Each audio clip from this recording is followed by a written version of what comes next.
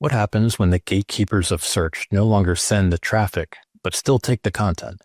Marshall Simmonds is the founder of Define Media Group and one of the earliest SEO practitioners, having started his career under John Audette, the man often credited with coining the term search engine optimization.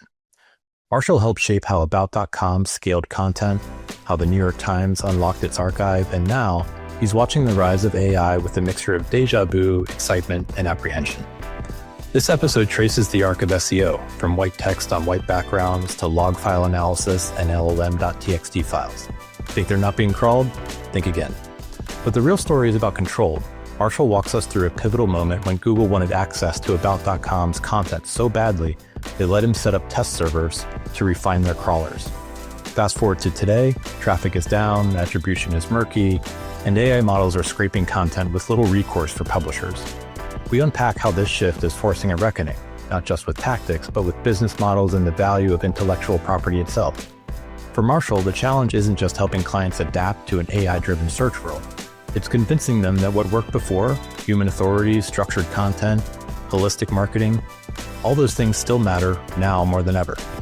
If you're new to this industry, you might not know Marshall's name. He's not loud on Twitter, he's not chasing personal brand points, but he's one of the people who helped build the plumbing of search as we know it. When Marshall talks, whether it's about family, SEO, or otherwise, I lean in. You'll want to turn up the volume for this one. Here we go.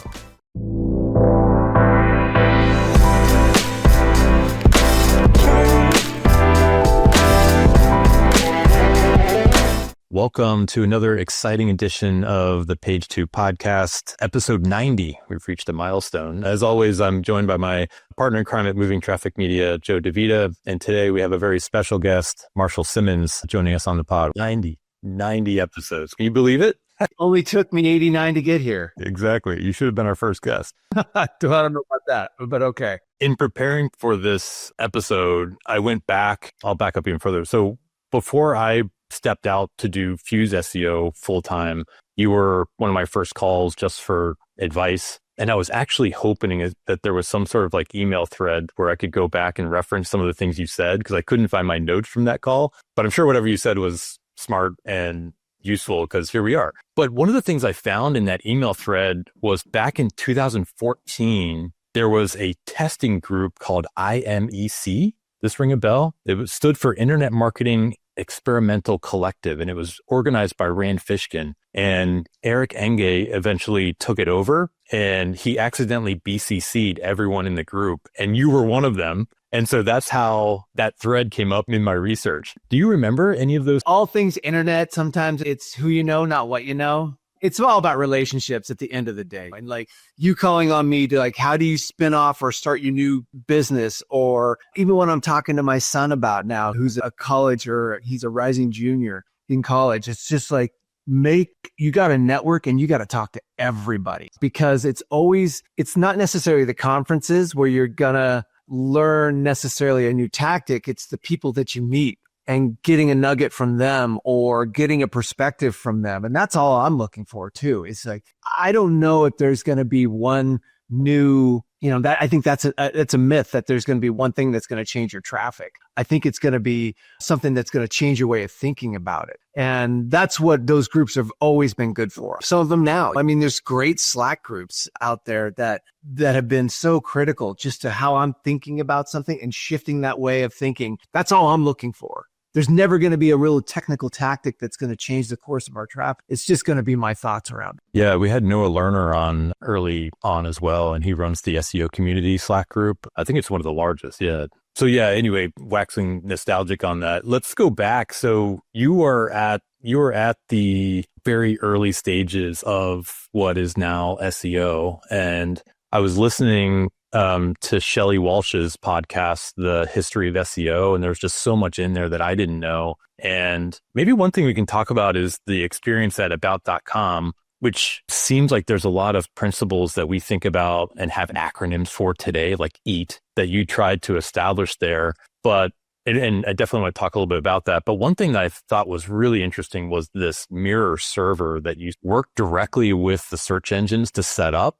to basically fine tune their algorithms. I feel like this is information that is hidden in the depths of our industry's history. I'd love to learn a little bit more about that and sort of poke around there a little bit. Yeah. First off, I did Shelley's interview for my kids, honestly, because at some point they'll want to know. They're not interested in this right now. They're not interested in what I do, but that's for them to someday go back and listen to, because I was long-winded in that one. And that was by choice, so they can go back and someday and revisit what Dad did, because I went through it in excruciating detail. So I'm not going to do that here. Time and a place. So the About server was a moment where we had relationships with the engine. I had relationships that we had built up. When you would go to the Google dance, Larry and Sergey would come find me and talk to me, because we had at the end of the day, the search engines wanted directories. They wanted human interaction. They wanted a human vetted site, web page experience. They were trying to emulate that, and they still do. And so they would seek out me because of about.com. And we had 80,000 topics. We had over 1 million pieces of content. We were one of the largest publishers out there, and they wanted access to it. And so in a moment of clarity, I said, what if we set up a test server for you guys? And immediately they jumped on it. I said, test on it, do whatever you want. We emulated about.com over here and said, pound on it till your hearts. And then they did. And that was a nice little freeway into some learnings. We did that with Excite. We did that with Alta Vista. We did that with MSN. We did that with InfoSeek, Direct Hit. We did it with everybody, and with Google, obviously, and just told them, like, this is for you. Go test and learn. And so we did it at the same time, because we got to watch the watchers. I was just about to ask, like, were they actively sharing what they were finding and interpreting? Or I was going to say, so you had to extrapolate from what you were seeing in terms of how they're thinking about crawling. Is that fair? Yeah, log file analysis, which is still alive today. And that's nothing more important than watching your log files today to see, because there's dark traffic running amok, jumping ahead. But that's exactly, we have recalibrated dark traffic, and it's exploding again, as it was in 2015, 2018. And now it's doing it again, because attribution is very confusing. And so we are resigned to watch log files to see what's happening from the OpenAIs of the world, and all the LLM crawlers that are out there. Yeah, I think let's dig in there a little bit. We use Sitebulb, and we had Patrick Hathaway on the show a few episodes ago. So cool. Absolutely. Of that, watching their evolution from local to server-based, great tool. Yeah, we use it as well. It saves us a ton of time for sure, especially the cloud-based solution. He posted basically a question on LinkedIn around, like, does it make sense for them to move into the log file analysis tool space? And there was some healthy debate around how useful that is. From your point of view, clearly there's massive amounts of useful information there.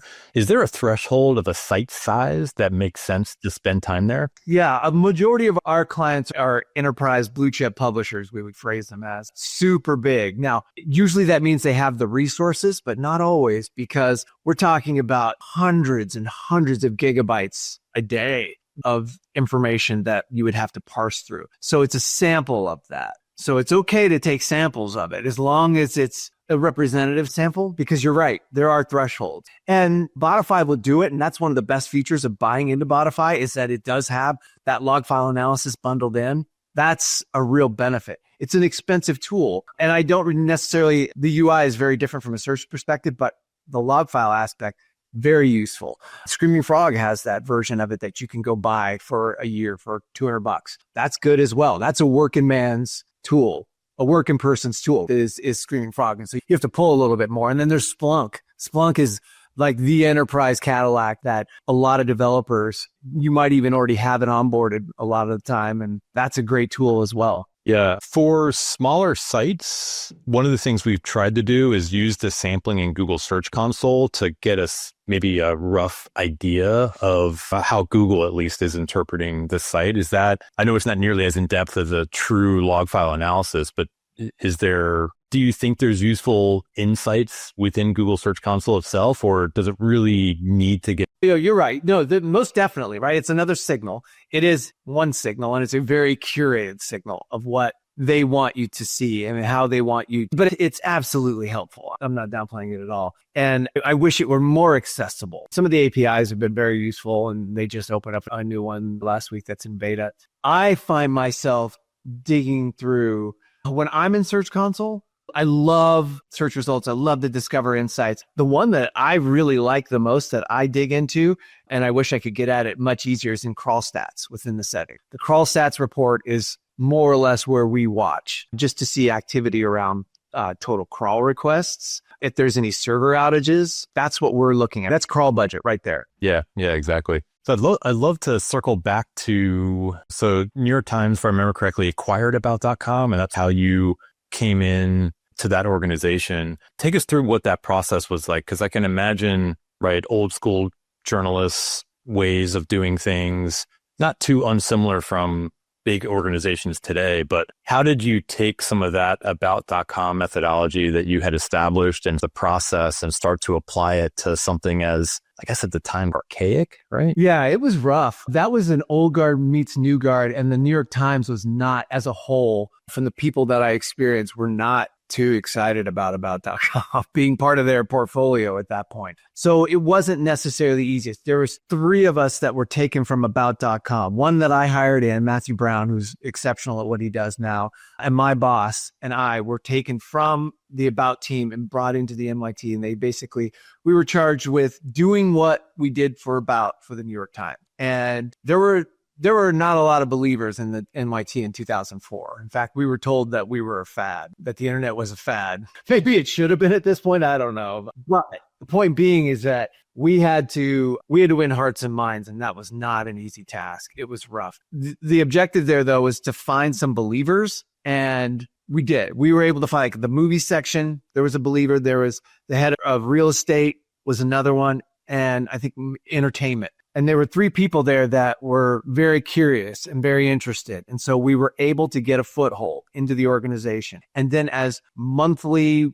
numbers started to come out and you started having all hands meetings and sections were being called out for the success, it started to win hearts and minds and win people over as success was understood and seen. And others within the organization say, how are you doing this? So my job is to make them look good. That's what we all do for our clients, right? Is this make that point of contact or that organization look good. And so we did. And it was easy because the New York Times, a lot of these major brands, like I like to say, is that you just got to get out of the way of the brand and let it do whether that's technical or editorial changes that need to happen. This one was the New York Times, and we just needed to get out of the way and let it do whether that's opening archives up, which is something that we did, whether it was featuring reporters or reporting or topics. The New York Times has a hubris unlike any other. It drives them, it motivates them, and is why they are the paper of record. When you report on the Civil War, you get those accolades. I guess you can say that about yourself. I have seen the article from 1854 in one of the first newspapers they have at the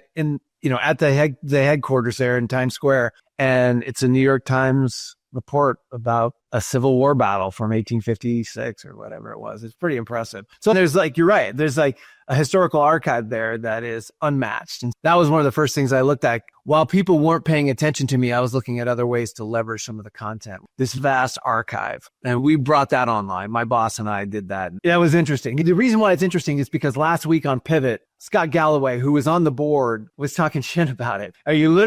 He said, what a terrible idea, which patently untrue, because from 2006 to 2012, which was the timeline that we kind of looked at, we did a 5-year projection. We crushed it. We crushed it for traffic. We crushed it for revenue. It brought in new membership. We basically had to prove to them, the reason you should open up these archives is because you're getting revenue from schools and LexisNexis. And that's it. That was the low bar that we had to clear.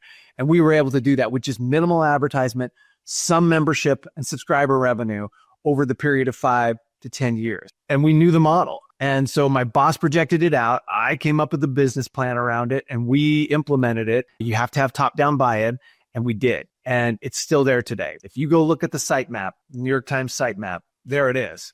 And the LLMs were all over that. So that was getting out of the way of the brand and letting it do what it did. Like you said, Joe, it's if they've got historical context, let's put the spotlight on it. And at that point in time, ad-based clicks and ad-based revenue, and some membership, that was the business plan. That was the model then. What's wild about that is that it in many ways has, the foundation of the business model today is all about subscription. especially with declining traffic and whatnot, there's ad revenue, but it seems like the subscription model is the foundation of how some of these companies are going to survive. So you were almost ahead of that way back then as well, without even really being able to see what the future would hold. Select, that was Time Select in 2011. And there was battles internally. It was great because we were able to formulate a very search friendly approach to that, because they were going to wall the garden off, and we had to beat that back and say yes, sure, we can, but we need search and social to have access, and had to win that battle. And that was hard fought. One thing I was trying to understand in the timeline was, I'm going to try to get my dates right. So in 2011, you spun out Define Media from the New York Times. How did that? So you were a separate entity inside it, New York Times? Okay. The New York Times always, one thing I credit them for is always, for the most part, always saying yes, being very open. And Martin Nitzenholtz, who was the guy behind the deal, who acquired About.com, and he was a visionary. He is a visionary. And I think he's teaching at Harvard still, and just a great mind. And one thing I said to us, I was ready to spin out on my own in 2004. And when the New York Times came and said, come do for us what you did for About, I said, sure, but I want to basically be able to consult on the side. And his rule was, you can consult for anybody but Rupert Murdoch. That's it. That was the rule. Publishing was waking up to the internet in 2004, and we saw an opportunity. And so we started Define Media Group under the NYT, and then just worked on the side as well. And then we spun it off in 2011. We kept the New York Times as a client till 2018, worked with your wife, John, for many years as well, as she took over the reins there too. They said yes, and it was wonderful because we lifted all boats. Learnings that came in from clients were used at the NYT, and NYT for the other clients as well. And so just our understanding of how it worked with enterprise publishing was where we came up with that concept of just letting the brand run and getting out of the way. I always thought that was super interesting because Joe and I come from Razorfish. That's where we met. And, right around the time you were spinning out Define Media is when I was actually starting my first official SEO role, which is interesting, like that same year. But at Razorfish, you couldn't pitch certain things if there were like conflicts of interest, or you would have to resign something if you want something else, or you'd have to use the network of agencies within the holding company to cleverly distribute clients that were similar. It doesn't seem to be the case in publishing. Like they're maybe a little bit more okay with data sharing or having you work on multiple big brands. Is that a fair statement, or was there some, political challenges there? Oh, I think there's certainly some sensitivities that we had to be aware of, and publishers are still awfully competitive. And the one thing that we will never see is for all publishers to band together and rise up and defend their IP. Now is the best example of that not happening. Really wish they would. We presented to IAB in 2012 that, hey, Google is now not giving you the overlay click in your images. They're taking your images now and they're keeping them in their walled garden. You should do something about this. To no response. And we've seen that over and over, where we really wish publishers would come together in some type of consortium. That's just not going to happen. So there's inherent business practices or sensitivities, like I said before. That's our first rule, is like, we are very aware of that, and aware that what content isn't necessarily, they do not want Hearst to know. They don't want Axel Springer to be aware of this. So we had to be very aware of those. We had to be aware of those boundaries, and we're very good at it. And that's why I think that we've instilled so much trust in the industry today. So we talked quickly about this idea of EAT principles, but it seems like that's something that you've been teaching really since very early on, like way before we even had an acronym for it. When you take on a new client, are there still common EAT challenges on the publishing side that you're seeing? Yeah, the human side of this is so important, because we had 800 guides at About.com, and we certainly saw that was our advantage. Google whispering in my ear how important to have human vetted links or content or whatever, that was critical for their understanding and trust. That became very aware. And this was in 2001 when we realized that was our linchpin. So we've just carried that forward, is biographies of who's writing,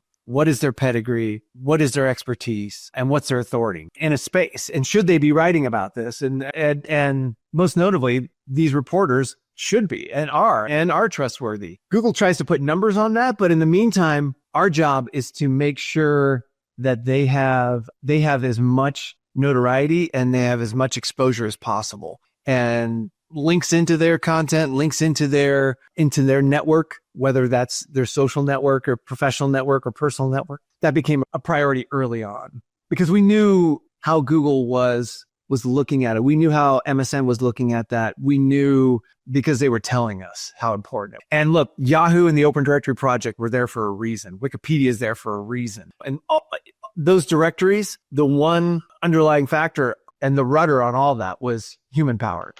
When you start to work with a new client, or maybe you have a recent experience, but you notice that they have all this great content, but they've never established any authority behind authors. They're publishing everything as like the company. This is just from the company. There's not one person that the material is associated to. So you walk into a situation like that, and do you stop and say, we need to develop like a slew of expertise that you can start associating all new content to? And do you also say, for the thousands of pieces you published in the past, we've got to figure out how to assign some author, authentic, some kind of authority to your past article to squeeze more juice out of them? It depends, which is, I think like 95% of our tasks that we look at, that's how I have to answer is like, it depends. It depends on who you are. A lot of the times in these enterprise networks, when you come in, you're working with them, you're going to say like, okay, from this point forward, we're going to do. Because retroactively, I don't know how important this is, especially with LLMs at this point. That ship has sailed. They have gone through the archives. They have looked at all your content. And I don't care if it's been gated or not. There's reason to believe that they have been everywhere and they've looked at and absorbed and hoovered up everything. So from this point forward, we will typically go and say like, let's not work retroactively. One of the things we've learned is resources are always constrained. So let's work efficiently. But to your point, Joe, it's like, if there is a piece of content or a section that we continue to see through log file analysis or whether through our diligence, is if there is an area is getting a lot of attention, gets a lot of traffic, not just search traffic, but any kind of traffic, that's where we want to start. That's our starting point. That's our epicenter that we'll grow out of. And then from this point forward, we're going to implement a new strategy that will turn the ship, just nudge it in a different direction. Because going back and working through retroactively, unless there's some real big lift or problem, that's usually not the best use of our time and certainly not their resource. So it depends. It depends on who we're talking about. But you're right. I think that there are sections of the site and there are people that should be highlighted, and there's certainly strategic changes. Now, at this point, I feel like for the most part, it's rare you come up against a publisher who doesn't understand authority or doesn't understand how important that is. And that's what's nice about search at this point is like, we don't have to prove ourselves to anybody else, but that wasn't even up to 2018 and 2019. There were still sites that were non-believers. I went to battle with BuzzFeed because they just wouldn't come around on it. It was just, we're talking so much shit about SEO. It was great. It was a good tactic and I get why they were doing it. But at the same time, we proved like how much traffic they were getting from search while they were saying they denied it. We're not there anymore. At this point, I think what we're looking at is 60% of your traffic, 40% of your traffic was coming from search. That's changing. And so what that's forcing a lot of publishers to do is to take this new approach, or is forcing them to reevaluate a holistic marketing approach, a holistic marketing strategy. And marketers love to rebrand and rename this, but that's what GEO is. That's all it is at this point, is like, wait a second, you mean what we should have been doing since 2005? And that is paying attention to brand, paying attention to email marketing, paying attention to paid, paying attention to social, paying attention to search, paying attention to discover, to news, et cetera, et cetera. A holistic approach that supports the brand. Yeah, that's important. And all this atrophy of search traffic is doing is making us re-examine this holistic marketing approach from the 10,000 foot level. Another like 10,000 foot question in a little bit of historical perspective, like search engines came to be 25 years ago and they created this awesome thing for everyday consumers. And they created this great new channel for organic marketing and advertising. And then 10 years later, social media came about and provided this great thing for consumers and a new channel for organic marketing and advertising. So OpenAI and ChatGPT of 3 years ago, do you see this as the next evolution, or do you see it just as a consolidation of everything? We need to not put all these tools together to succeed in this new era. Yeah, I like that. One thing I can say is we have never seen consumption or adoption change this quickly. That is absolutely That is happening. Consumption of media is changing at a more rapid pace in the last 2 years than we've seen in the last 15 to 20. I'd be surprised if that weren't, as we look back on it, is that evolutionary or revolutionary? It feels revolutionary to me, but it is forcing all of us to take a look at what is the value of our IP and how are we going to either get paid for it, monetize it, and leverage it. And we're in a holding pattern. There are not a lot of answers right now. And that's been our question, our answer to this question, which is publishers are very nervous. They're freaking out. And we have become, on our side, on the Define side, we've just become counselors and therapists from, as a writer, is my job done? Are we obsolete? And the answer is absolutely no. We need people to report the news. We need people's perspective. We need opinion. We need context. We need historical feedback. There's so many reasons why. But also, how are publishers going to monetize this? And the answer is like, until Google figures this out, we don't know. We're all waiting. And there's a skunkworks team working on this at Google and days and hours away from seeing ad injection into AIOs. As soon as we figure this out, this conversation is very different. This time next summer, we're having a much different conversation. Maybe even your 100th episode, you're having a much different conversation, because once monetization is figured out, we can finally settle down and get focused on driving traffic in the new way. So you've been doing this long enough to remember when Yahoo offered basically a pay for rank. I can't remember what it was called. PPI or the PPI or PII, something like that. Sounds good. Yep. What are the chances Google brings that back? Small to small. Look, there's always going to be paid advertisements. And I think that I'm really interested to see what this next iteration looks at. There's lots of rumors swirling around right now. Lots and lots of rumors of how Google's engaging with publishers. And they're throwing some bones here. And I think it's likely just to keep the Department of Justice off their back, what they've been doing to throw to publishers. Sure, we'll pay you for news coverage and whatnot. And that really hasn't played out, but it looks good on paper. I feel like it could be just as simple as a citation within AIOs that has a nice little ad button next to it. Could be as simple as and easy as that. That I think would be, that's my projection or prediction. I'd really like to know. We're all in this holding pattern, this gray area that we don't know what the future looks like. We just know that search is not going to be the main contributor that it was before. Oh, I wanted to go back to a comment you said around what's the value of my IP? And I find that question fascinating because all the to your point earlier, like the publishers collectively haven't come together to define what that value is. So how do you, maybe this is a rhetorical question, but like how does a publisher look at their IP when there isn't a consistent, threshold of what its value is, right? Because everyone's treating it differently. Some are like, I'm not going to give it away because I think it's super high quality. Others are like, yeah, LLMs, take everything you want. And so that diminishes the value. So how do you, again, it might be a rhetorical question, but how do you get to what's the value of my content? Does that make sense? Yeah, it does. And the other problem is that where last year a mid-tier publisher they could form a partnership with OpenAI. Now you cannot. Now these mid-tier publishers patently getting ignored, not invited to the party at all to have this discussion of like, hey, could you potentially pay us for all the crawling and all the LLM activity that we're seeing, learning on our content? That ship has sailed too. OpenAI is not doing deals unless you are a big time publisher now. And you can see this. Yeah, pretty much. I think that's safe to say.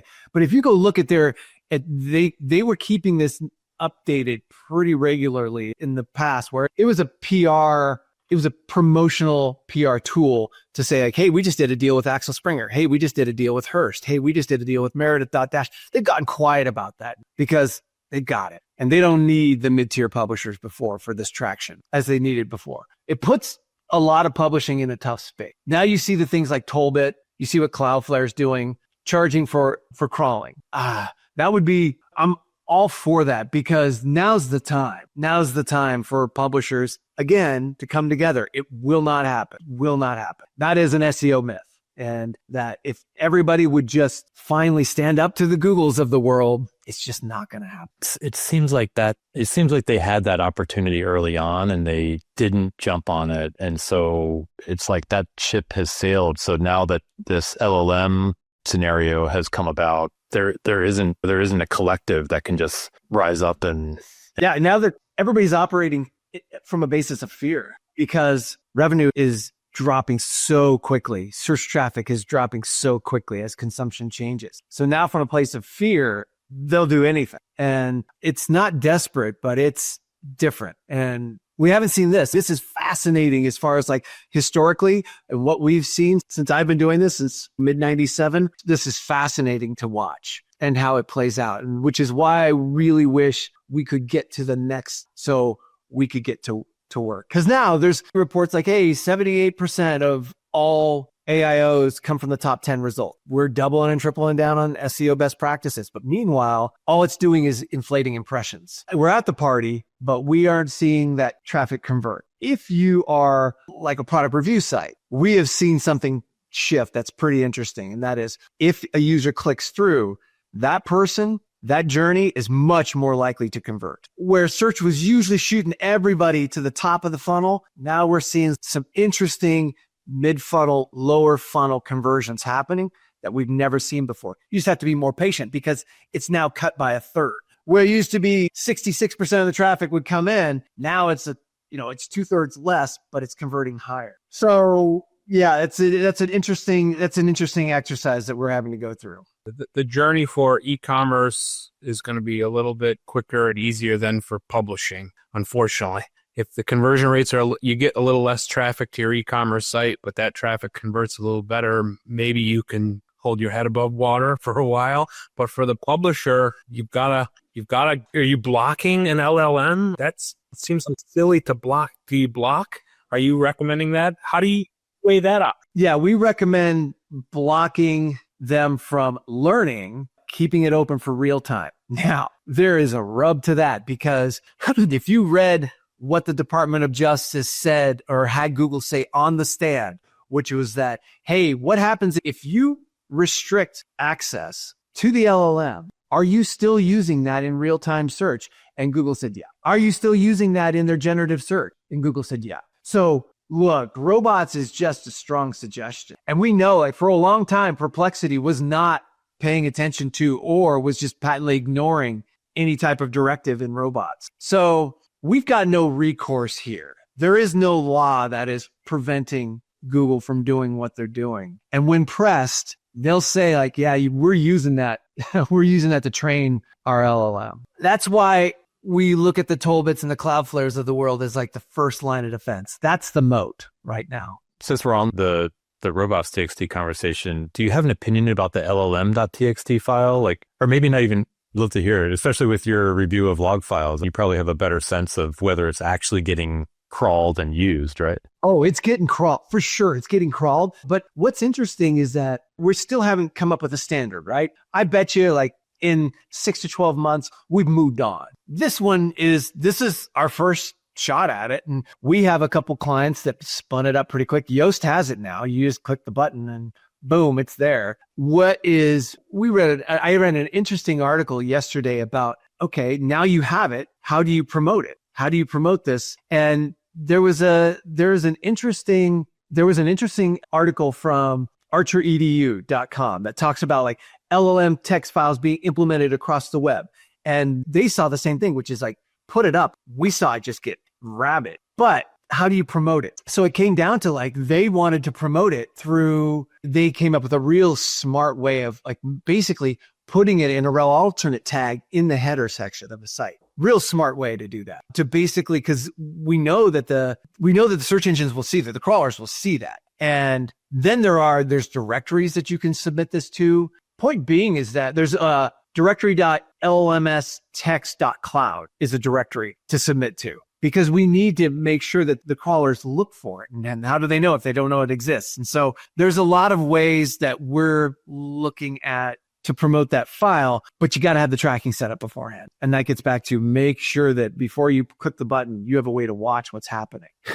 If that seems like convoluted, it's because it is. And we're all at this Wild West stage where we're all trying to figure this out. It's fascinating. It's really exciting. It's a very exciting time.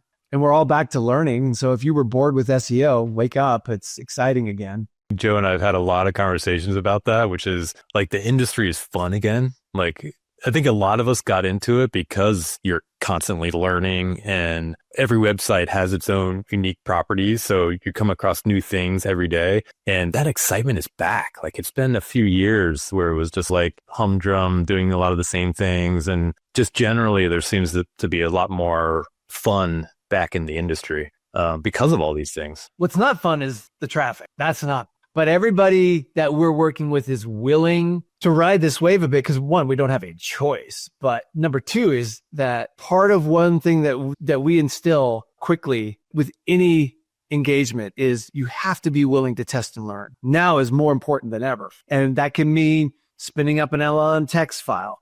That can mean going in a direction of content that you may not have considered before. Being okay with traffic decreases for the sake of gains in impressions. We're in a very much a test and learn and that holding pattern that I was talking about now. It seems like there are a handful of no harm done optimizations that you can start testing immediately. Robots, LLM.txt, structuring your content a little bit different. The other thing that seems exciting, I don't know if it's exciting or scary now, but there's no white hat, black hat. There's no one telling us this is wrong. You can't do that. We're going to put you in the sandbox if we catch you doing this. There's no one saying that now. So it's all about experimentation until you figure something out. Yeah, I think that if anything, it's funny that you mentioned that the white hat, black hat, because I've been reading about how white text on white background is back.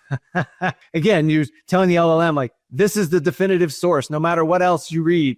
Who knows if that works? They'll have the services, the tools out there, they'll correct for that pretty quick. But you're right. Like, there's a lot of different protocols that we can all learn on. Like, I saw a job listing the other day that said it was a job listing for SEO and AI optimization. That's it, right? That's the new exciting world, is like to understand what it means for model context protocol. What is Markdown? What is A2A? The race is so early that if you're moving into this industry, there it is. There's your opportunity. And you can call yourself, you can put SEO in your title. I think that's still important. But there are other things right now that you can find a foothold into that is a career path for sure. No, I was going to say you still need the foundation of SEO I think you'll need this foundation of SEO to be successful optimizing for AI. I wonder if I think like markup language is something we talk about a lot. Are there any other things that you think will just stand the test of time with SEO best practice? The unknown is Google, because Google loves to put out their own standards. We got that with the sitemaps protocol. No matter what else is going on in the industry, Google's like, no, our way. This is how we're doing it internally, and this is how the world's going to do it now. We have to hold tight. We can't put all eggs in a basket. I know that's not really your question, but that's like, at the end of the day, how you structure content on the page, I think, is really important to answer your question.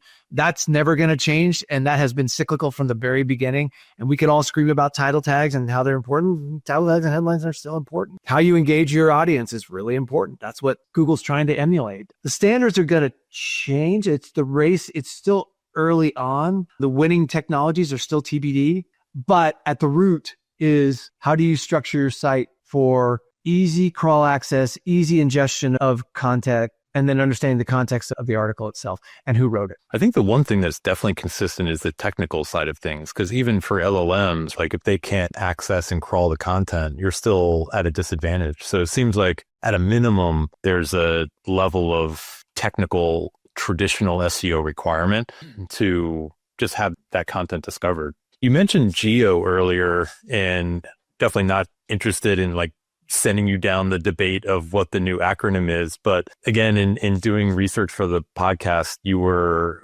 employed by John Audette, who takes credit for the SEO acronym. Whether that's true or not, I don't know. But do you Like when you go into a pitch or when you're talking with your clients about SEO and AI, are you using a different acronym or are you still referencing it? No. Okay. Yeah, I try to dispel all that noise. I don't give a shit about the new acronyms. I really don't. Because again, but what you're saying is important because ultimately that noise and like you said before, the technology changes, that, my friends, that is job security right there. Because clients are looking for is to help understand and somebody translate the noise for them. And somebody help me because there's a lot of distraction happening right now. And that is opportunity for us to give some signal from that noise. And that I think is all of our opportunity is to help translate and distill down a message. And a lot of it is that nothing has changed right now. It really hasn't. From an SEO practitioner standpoint, the world is absolutely shifting below our feet and around us, et cetera, and consumption is changing, no doubt. But what we need to be focusing on right now is this and this. And it's technical and it's editorial and it's managing the website and it's tracking. That has not changed. The noise around us has, and everybody's screaming like, what are we doing about AI?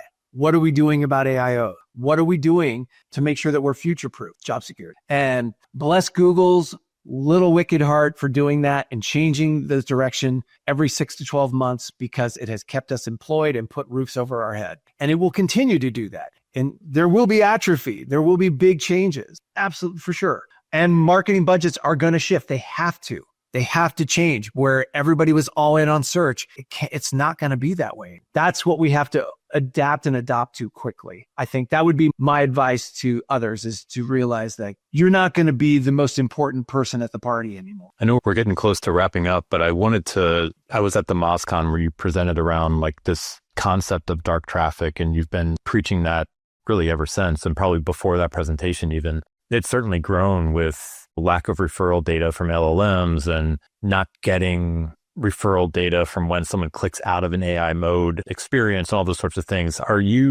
are you trying to close that gap and present that out to clients today, given that it's even more complex than it was just with social? Have you figured out a way to represent that? Yeah, it's perspective right now because for search, 25 basis points, I think, is all the traffic that's coming from OpenAI. That's not a lot. That's 0.25% of traffic is coming versus the rest of it coming from Google. And so the perspective is we've got time to prepare.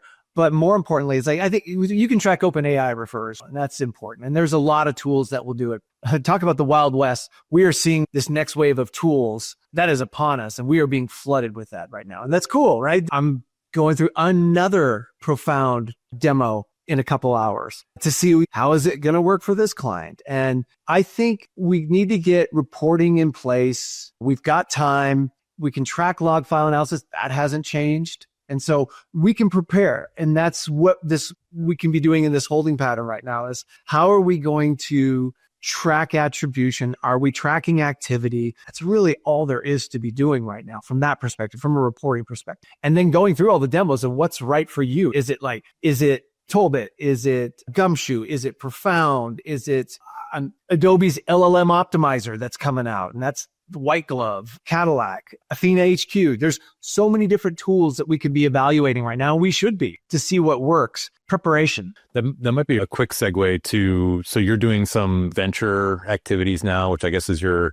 most new venture. And how do you apply your SEO knowledge to evaluating, I don't know if any of the tools that you mentioned are based in Boise or not, but like, how do you apply like that background to evaluating a company? Or is it more that you're using just your experience building a business to evaluate these companies? Is there any parallels there? Who hasn't sat still is private equity and venture capital. That has been extraordinarily active. And we don't see it in the public. You hear about it, and you hear about it at the local level. Like, oh, all of our plumbers are now owned by one consolidated company, or my HOA, or roofers, or I don't know, our smoothie store down are all owned by one. This is happening. And we've been working in that space, in the diligence space for pre-COVID, and working with some other houses that come to us and say like, hey, we either need to check the box to make sure that there's no red flags, or you need to help us evaluate the cost of acquisition, the CAC variable. And then that number is very important. Like, how much does it cost to get a new customer? That's the metric that they care about. And that's what we're all working towards. Doesn't matter where, as long as you get to that CAC number eventually, and looking at and projecting that out based on changes in search, changes in behavior, changes in how Google is presenting data now, which is very important too. Is traffic losses affecting CAC? Are they going to have to go buy more traffic and use you guys to go buy paid media? That's something, because that bites into cost of acquisition. That's where VCs and private equity, that's where they're interested in. And that's the number that rules all. There's a lot of nuance to that, but for the most part, that's what we get involved in. Real interesting, real fast moving. And it's happening now. Money was a lot cheaper coming out of COVID. And so there was a feeding frenzy, and that has slowed down a little bit, but not much. You talk a lot about knowing your audience. I read a bunch of articles, how important you believe this is. You have to know, every company, you have to know your audience. You've got to know your audience. Do you ever take on projects just to help companies understand their audience? And I ask because we have a lot of conversations, discovery calls with new clients who say, our customer is a mom and she's got an interest in tennis and blah, blah, blah. And then when you start to like dig into the conversion data, you got to have a really soft conversation about who the audience actually is. So long-winded question. Do you ever do these audience definition projects for people? Seems like you're really good at it. It always starts there. That is, I wish we could take longer to really refine and define who that person is, but ultimately it gets concentrated quickly into like, tell us what to write. Tell us what to write and tell us how to reach that person. Because you're absolutely right, Joe. It's like, if there is a big course correction to be had, it needs to happen. And sometimes you're right. It needs to happen softly, gently, sometimes very abruptly. When you're working, for example, with a new news publisher that's coming on the scene, and there have been some interesting new players out there, you have to quickly let them write about what they want to write about 80% of the time. But 20% of the time, they better be looking for a foothold of authority, whether that is, hey, we're going to cover this sports beat. Maybe it's professional lacrosse. You've got to find an angle quickly to establish trust, to get a foothold, to then expand out from there. That hub and spoke, that certainly hasn't changed. They call it content fanning. Okay. Again, new terminology, same concept. Of course, there's nuance to it and a little bit different about how the LLMs interact with it. Same concept. All coming down to keyword research, understanding your audience, writing for that audience, and getting it out there quickly and accurate. Same as it ever was, if that dates me. But I love that because it's cyclical about this industry, and we all have historical context of how to apply this to the new best practices. And a lot of it hasn't changed. And refining that signal is what our job is. One last question before we wrapped up. So you mentioned the sort of like the fan out. Are you guys, I know you've been building internal tools at Define like well before all the expansions around some of the tools that we mentioned earlier. Are you building anything to help track and, I don't know, report on query fan out? Because that's another new buzzword. How are you guys thinking about that today? We are watching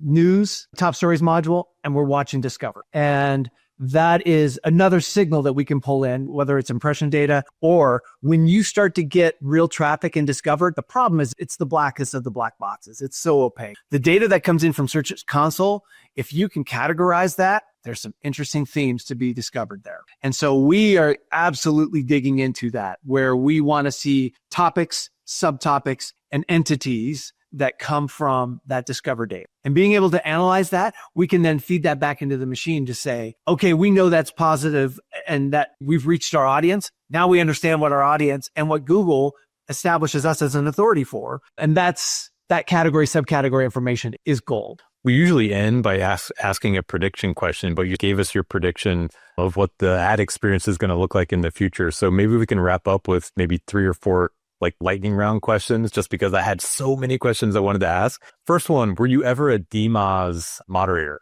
Or I guess you were? I knew it. I kept putting the cool badge on MMG, which was the company I worked for in 1997, and it kept getting taken down, which is the little palm tree. But yes, I was DMOZ for that, and I was a DMOZ for the band Fish back in the day. Incredible. Is there an SEO myth you wish would finally die? Yes. Fuck yes. It's like SEO's dead. Are we done with that? Are we done? Because guess what? They still need us, right? They still need us. And the other contrarian one is that, and this is the myth that won't die, is like, hey, all the publishers are going to come together and rise up. But that's my contrarian view. The other one is more positive, is the myth that SEO is dead. And then last one, I know you've worked a lot on Google penalties and algorithm update recoveries and things like that. Is there one that like sticks out as like the most difficult? And can you talk a little bit about how maybe you reversed that? This is probably not a lightning round. The product review updates for over the last 2 years coming out of COVID and the emphasis on your money, your life. Wow, that was rough sailing because every publisher was in it. And whether they were doing a crappy job of just like putting a bunch of listicles like, hey, the 50 best things for Father's Day, and with no context around it, to what is now a very robust category. That was rough. And understanding the product review cycle and what happened there was fun, but really stressful to realize. That's what kind of gave rise to EAT coming out of COVID as well, is that if you were going to have some type of product review, you better take into account, you better be testing, you better take into account who you are. Do you have legitimacy in this space? And feeding that back into some of the networks that we were a part of, that wasn't fun. And that gave rise to the coupons update that some in the publishing really, we experienced that last May of 24. That was rough. And that was basically a tough conversation that you just had to pull up stakes, that it was not going to be a promotional opportunity anymore. That was in publishing as well. But product review was tough. But what it did do was just, it refocused on authority and trust. All right, I've got one more, John, for the lightning round. 20 years ago, you could call Sergey Brin when you had a question. He trusted you, you trusted him. 10 years ago, maybe it was Matt Cutts. You could solve his riddles and some of the information that he was sharing with the world. You could understand it. Is there someone now from Google whose every word you really pay attention to?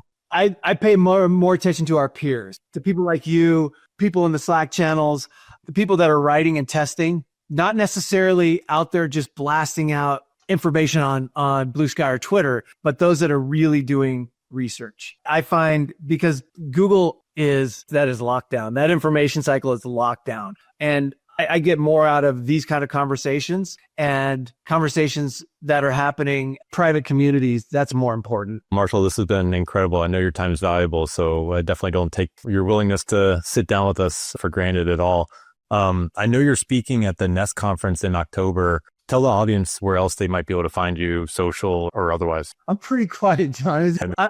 That's a bit of a time suck, and our time is better focused on, like, I'll come back for your 100th episode when you have a panel of people talking about the new changes in search. And congrats on 90. That's a lot of work, man. Good for you guys. So congrats on that. I would say, like, every once in a while I'll come out of my cave. Shahada got me to come out for Nest. I'll talk there. But other than that, I'm more of a consumer than on the main channels because there's not much to be had for me. I have since moved on from those platforms. Always willing to have conversations on the side and always willing to, to have strategy sessions and spitball ideas. I do that quite a bit with people, and that's fun. That's where I learn a lot, or we learn about new potential tests. Marshall Simmonds, everyone. Thanks for joining us for another episode of the Page 2 podcast. And if you enjoyed the show, please remember to subscribe, rate, and review. We'll see you next time.